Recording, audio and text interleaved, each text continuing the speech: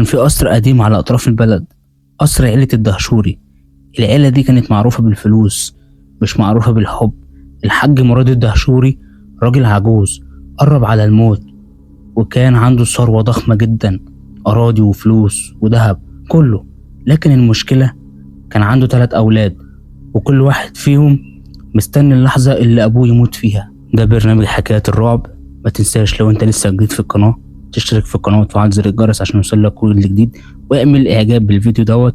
ويلا بينا نكمل القصة. في ليلة هادية الجو كان ساكت بطريقة غريبة، كأن في حاجة هتحصل. الخدامين كلهم ناموا والأنوار كانت مطفية في معظم القصر. فجأة صوت صرخة قطع السكون: الحقوني! جري الكل على الأوضة الحاج مراد. لقوه واقع على الأرض، عينه مفتوحة بس مفيش نفس. الدكتور جه بسرعة، كشف عليه وقال واضح إنها أزمة قلبية مفاجأة.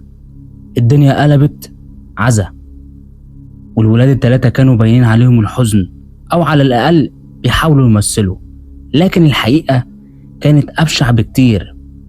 بعد الدفن بيومين الوصية اتفتحت. كل واحد كان مستني يسمع اسمه، لكن الصدمة كانت إن كل الثروة تقريبا مكتوبة باسم الابن الصغير كريم. ساعتها وشوش الإخوات اتغيرت، خصوصا سامي الأخ الكبير اللي كان شايف نفسه أحق واحد بكل حاجة. اللي محدش كان يعرفه إن موت الحاج مراد ما كانش طبيعي خالص. سامي كان مخطط كل حاجة من أسبوع قبل الوفاة. كان بيحط جرعة صغيرة جدا من المادة سامة في أكل أبوه، مادة بتتراكم في الجسم وتعمل كأنها أزمة قلبية طبيعية. كل حاجة كانت محسوبة. الدكتور طلع التقرير حتى توقيت الموت، بس سامي ما خدش باله من حاجة واحدة.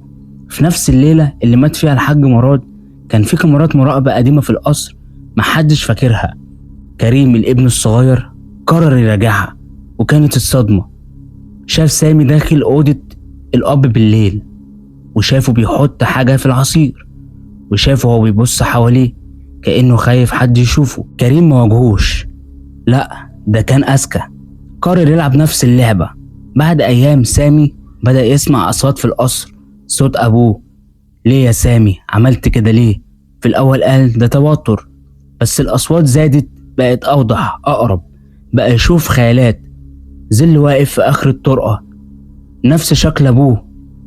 لحد ما في ليلة صحي من النوم على صوت حد بيناديه من جوه أوضة الأب. فتح الباب بإيده اللي كانت بترتعش. الأنوار كانت مطفية، بس كأن في كرسي بيتهز لوحده. وفجأة الباب اتقفل وراه بعنف، وسمع صوت واضح من أي وقت: أنت القاتل. صرخ، حاول يفتح الباب مش عارف. ولما النور اشتغل فجأة شاف أبوه واقف قدامه، وشه شاحب، عينه سودة، وبيبصله بنظرة مش بشرية. تاني يوم الخدامين لقوا سامي ميت في نفس الأوضة الحاج مراد. الدكتور قال سكتة قلبية بسبب رعب شديد. كريم كان واقف في الجنازة ساكت بيبص في الأرض. حد سأله أنت مصدق اللي حصل؟ ابتسم ابتسامة خفيفة وقال اللي بيقتل لازم يدوق نفس الرعب. الحقيقة مفيش شبح ولا حاجة. كريم هو اللي ركب سماعات مخفية وصور ظلال وخلى أخوه ينهار نفسيا. انتقم من غير ما يوسخ ايده. بس في آخر ليلة كريم كان لوحده في القصر، وسمع نفس الصوت: وانت كمان دورك جاي. وساعتها بس ابتسامته اختفت.